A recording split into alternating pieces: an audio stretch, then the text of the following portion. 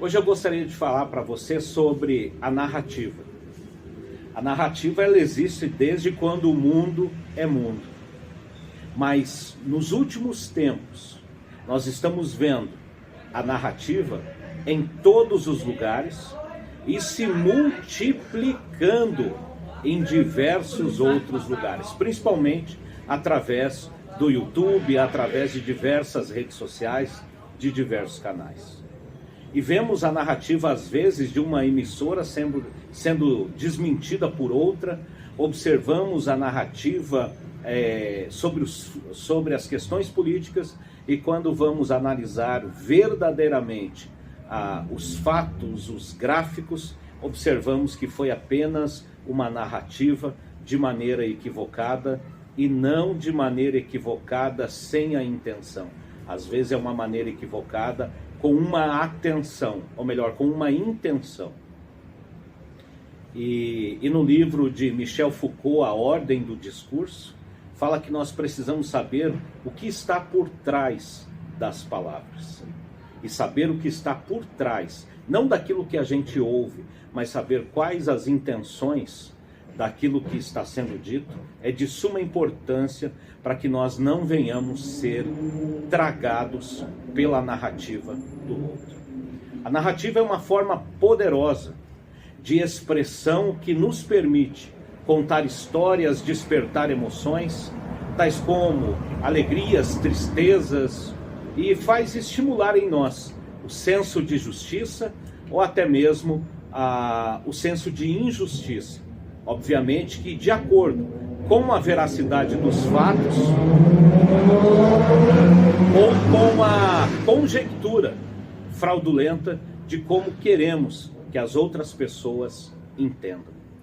A narrativa de alguns elementos que fazem parte dela, a primeira delas é o enredo. É no enredo que nós encontramos o conjunto dos acontecimentos dessa história. E o enredo, ela contém a introdução, o desenvolvimento, o momento de maior tensão, a conclusão, e lembrando que o conflito é a característica central desse enredo. Segundo elemento é o narrador. O narrador, sem dúvida alguma, ele é de suma importância na história. E existem pelo menos 3 tipos de narrador. O primeiro tipo de narrador é o personagem, aquele que participa da história. O segundo tipo de narrador é aquele que não participa de forma direta, mas ele está inserido na história apenas como um observador do que está acontecendo. E o terceiro é o que não estava no momento dos fatos e acaba replicando o que ouviu. E aqui é onde mora um pouquinho de perigo, porque inúmeras pessoas podem narrar inverdades ou verdades de acordo com o que aquela pessoa tem por intenção. Se a intenção dela é a verdade, ela vai narrar com seriedade. Mas se ela quer conduzir pessoas, trazer pessoas para si através de uma narrativa, ela vai optar pela falsa narrativa. E também no Novo Testamento é importante a gente lembrar que existiam diversas narrativas acerca de Jesus. Os doutores da lei narravam Jesus de uma forma, os fariseus narravam Jesus de outra forma, e o próprio povo narravam Jesus de diversas perspectivas. Os fariseus eram um grupo muito influente entre os judeus na época de Jesus, e sua principal preocupação era interpretar a lei em diversos aspectos da vida humana. Jesus frequentemente criticava a sua hipocrisia e a sua falsa santidade. E nessa narrativa no Novo Testamento, os fariseus geralmente se opunham ao ministério de Cristo, fazendo perguntas difíceis, ardilosas, para colocá-lo em más situações. Não que eles estivessem interessados em saber, mas eles queriam jogar Jesus na roda para que todos escarnecessem deles. Então, a gente vê a hipocrisia desse grupo de pessoas que perguntavam para Jesus, não porque queriam saber, é porque queriam realmente destronar Jesus. Os doutores da lei, por sua vez, eles eram homens judeus versados de uma capacidade de leitura incrível.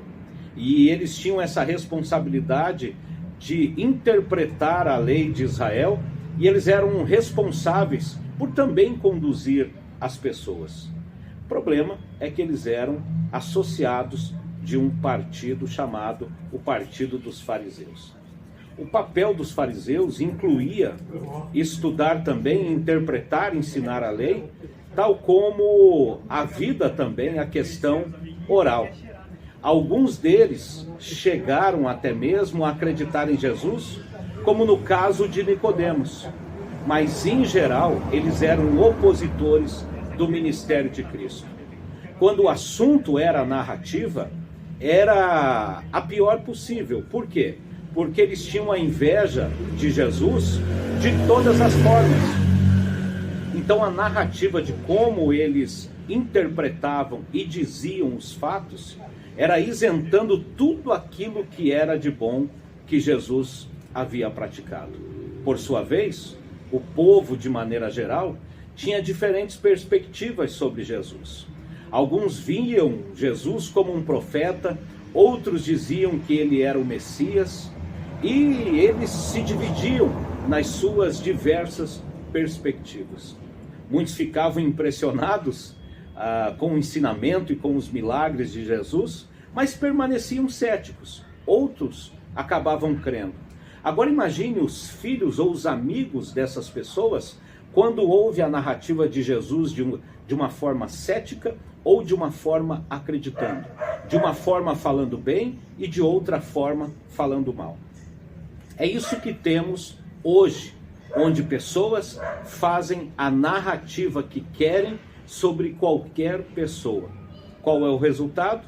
Pessoas vão replicando o que ouviu sem saber a veracidade daquele comportamento. Então, independente da narrativa, existe uma forma em que os fatos ocorreram. Não importa a narrativa, o que importa é que existe uma verdade. E, em resumo, a narrativa varia entre a admiração e a oposição. Acaba variando entre a curiosidade e também entre o descrédito. A narrativa, ela pode partir da perspectiva do que interessa de cada grupo, se a fonte não for uma fonte fiel. Jesus era uma figura central ali nas suas interpretações. Eles eles divergiam ali, melhor dizendo, entre os fariseus, os doutores da lei e o povo ali em comum. Cada um tem a sua perspectiva. Para que você possa ter uma ideia, no Evangelho de João, ali no capítulo de número 1, a partir do verso 43 a seguir, vai narrar assim que no dia seguinte, Jesus foi até a Galileia e achou pelo menos ali Felipe, e chegou para Felipe, isso que eu acho fantástico, não aplicou uma narrativa dizendo, olha, os fariseus não estão com nada, os fariseus querem apenas a gordura, né? Querem apenas a lã das ovelhas, mas não querem cuidar das ovelhas. Meu querido, quem tem veracidade, quem tem caráter, quem tem legado, quem tem história, somente a sua pessoa e a sua palavra é suficiente. Sabe o que ele diz para Felipe? Segue-me, segue. E Felipe era de Betsaida, da mesma cidade de André e da mesma cidade de Pedro. E quando ali no versículo, eu acho que no versículo 45, quando eles encontram Natanael, pensa na alegria deles estarem contando. E Felipe já diz, havemos achado aquele a quem Moisés escreveu na lei e de quem os profetas também escreveram. Ele é Jesus de Nazaré. E quando falou isso, Obviamente que Natanael, não tendo muitas experiências boas com a cidade de Nazaré, ele diz assim: pode vir alguma coisa boa de Nazaré? Então muitas vezes é esse preconceito que faz você não construir pontes com pessoas. Eu me lembro de um pastor que eu vejo ele como construtor de pontes. E ele disse assim: eu conheço um outro rapaz chamado Ivan, e ele é uma pessoa muito abençoadíssima. É um menino bom, um menino que tem um ministério que com certeza vai para frente. E eu quero te apresentar, afinal de contas, você também é Ivan, e o que eu penso dele eu também penso a teu respeito. E vamos ver se algum dia a gente consegue se encontrar e eu possa apresentá-lo. Então esse pastor, ele fez com que criasse pontes de alegria, de expectativa e de esperança de encontrar alguém muito bacana e muito legal. E aí então, Felipe é essa pessoa que quer construir pontes entre Natanael e o próprio Cristo. Mas o problema é a narrativa que Natanael ouviu da cidade. Então isso pode acontecer muitas vezes, quando você ouviu falar muitas coisas, e infelizmente algumas coisas ruins sobre alguma pessoa, e que talvez isso nem seja verdade, mas ao invés de você construir pontes, você passa a acreditar que você nunca pode chegar com confiança acerca dessa pessoa. E aí então Natanael vai dizer: pode vir alguma coisa boa de Nazaré? E aí Felipe então, ele diz, sabe o que? Vem e vê. Então antes de você ter um juízo de alguma pessoa que você conhece, ou de alguém que falaram para você, segundo a sua ótica e segundo a sua narrativa, procure imaginar então, como disse Felipe, vem e vê.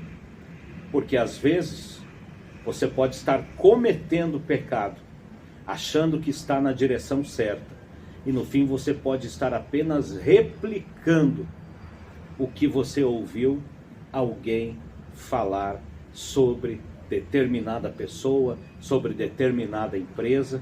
E eu concluo com isso, né? A narrativa, ela é incrível. Eu lembro que eu ainda, quando estava trabalhando nas empresas, e eu me lembro ali de duas pessoas. Fui muito preciso agora, não deveria ser, mas eu me lembro de duas pessoas que reclamavam muito da empresa, quase que todos os dias. Mas quando saiu a oportunidade para se candidatar para a CIPA, para ter a estabilidade ali de 2 anos, quem é que estava lá como candidatos?